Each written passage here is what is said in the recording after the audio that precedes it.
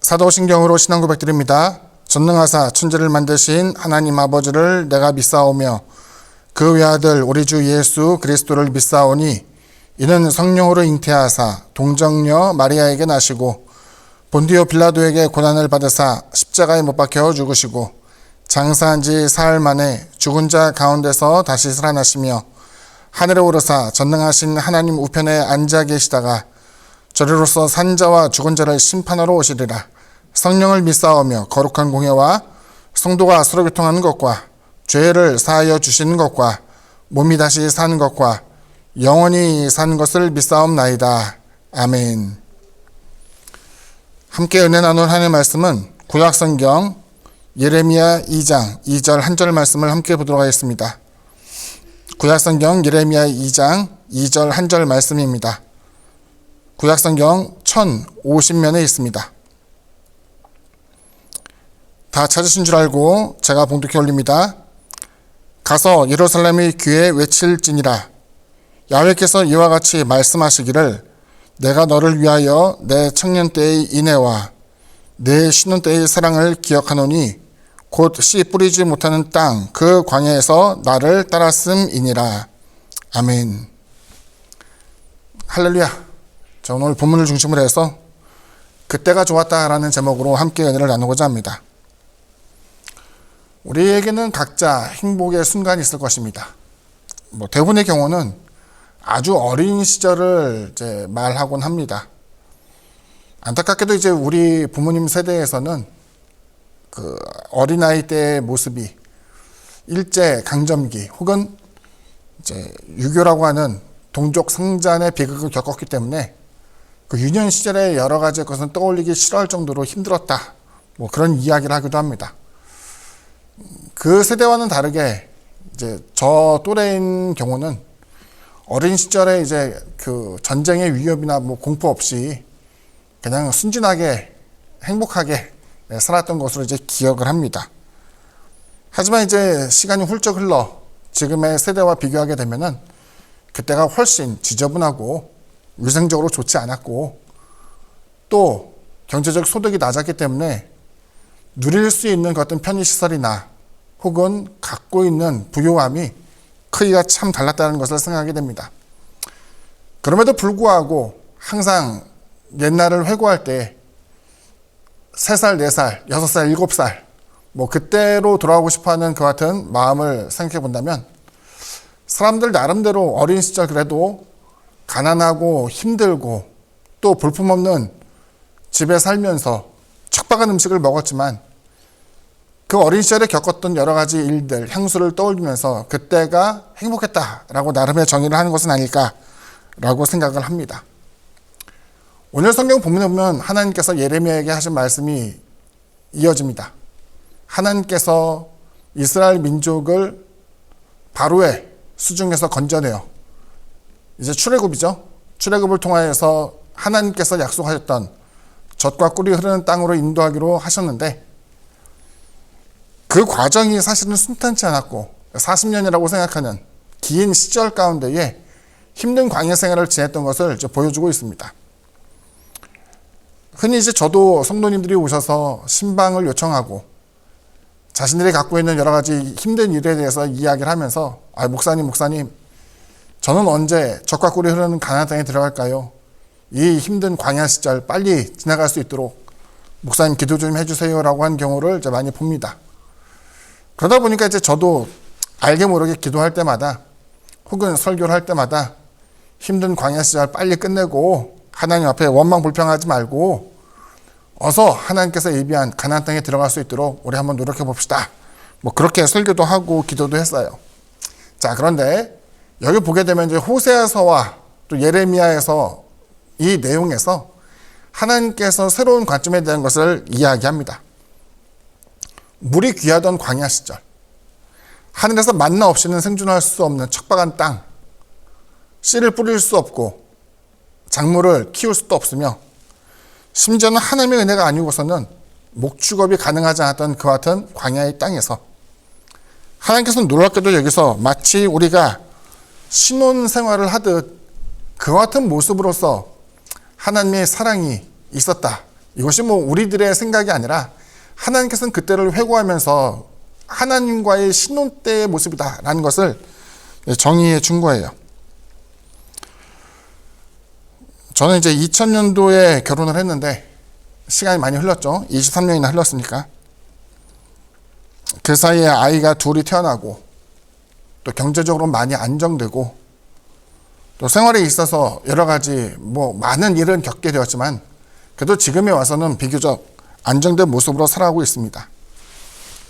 그럼에도 불구하고 20년, 30년 전의 모습으로, 그러니까 결혼 초기의 모습으로 혹은 연애할 때의 모습으로 돌아갈 수 있으면 너 돌아가겠냐 물어보게 되면은 저는 당연히 그렇다고 할 거예요. 지금보다 가난하고 그때 이제 뚜벅이 시절이어가지고 연애를 하다가 이제 집사람과 좀 더 오래 있고 싶으니까 데려다 준다는 얘기를 하면서 이제 집까지 갑니다. 그 당시에 제가 살던 곳은 둔촌동이었는데 집사람의 집은 인천 동암역 가자동 뭐 이런 곳이었어요. 밤늦게 이제 데려다 준 다음에 오랜 시간 이야기하다가 나오다가 차가 끊기게 되면 집사람은 걱정할까봐 이제 말도 못하죠. 그 당시에 뭐 핸드폰도 없고 삐삐 시절이었으니까 뭐 연락할 길도 없죠. 차가 끊긴 거예요. 그 근처 이제 놀이터에서 이슬 맞으면서 버티고 있다가 새벽 첫 차 오게 되면 그거 타고 집에 가거나 혹은 학교에 가거나 하는 시절이 이제 몇 번 있었어요.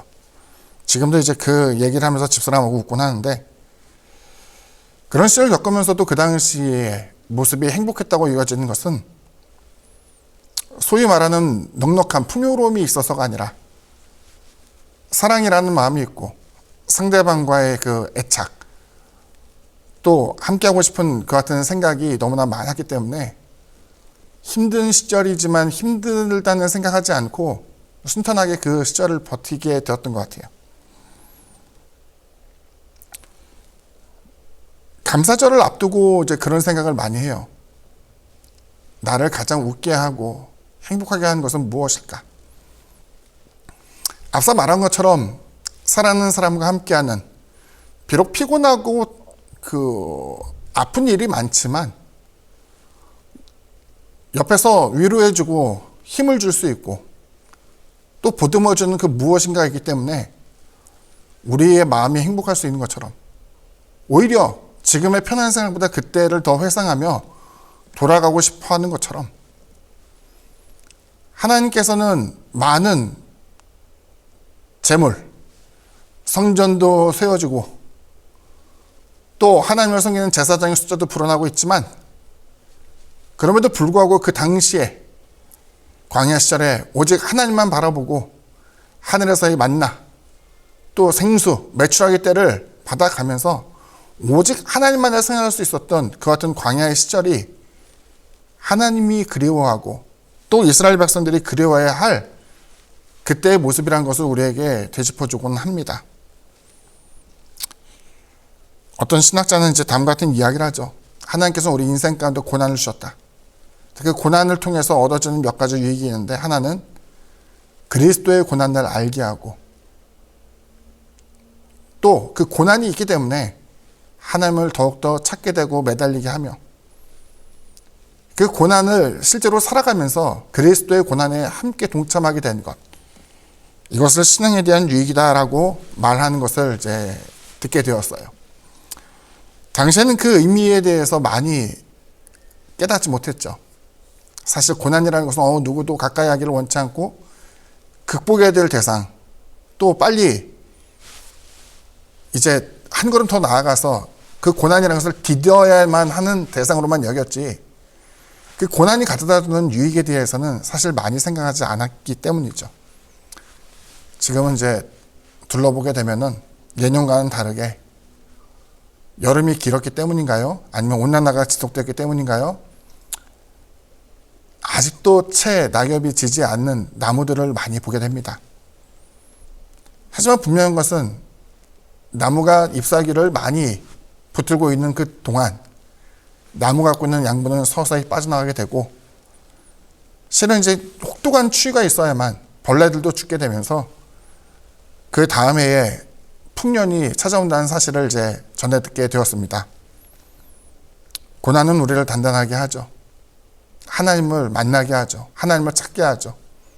그리고 하나님이 그리웠던 것처럼 우리 역시 그 고난의 순간 가운데 내 기도 들어주시고 내 아픔을 보듬어 주시며 또 우리에게 위로하였던 그 하나님의 은총을 경험하게 된다면은 신앙에 더 나은 유익이 있을 거라고 생각이 됩니다.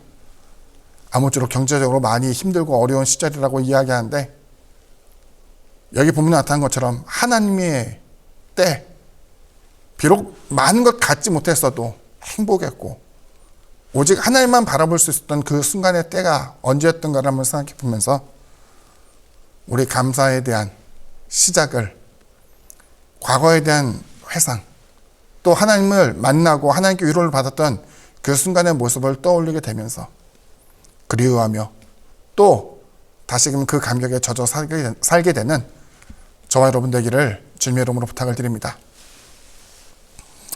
삶의 적용에 있어서 이것저것 하고 싶은 이야기 많지만 여러분의 배우자, 여러분의 자녀를 보면서 여러분이 돌아가고 싶었던 그 행복한 순간을 떠올렸으면 좋겠어요.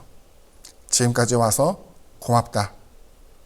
격려해주고 사랑해주고 이해해주고 품어줄 수 있는 우리가 되기를 바라고 앞으로의 삶 가운데 그때만큼의 행복이 어떻게 주어질지 모르겠지만 많은 것 움켜쥐고 풍족해서 행복이 아니라 서로 이해해주고 용서하고 사랑함으로써 그 행복을 계속적으로 맛보며 살게 되기를 주님의 이름으로 부탁을 드립니다.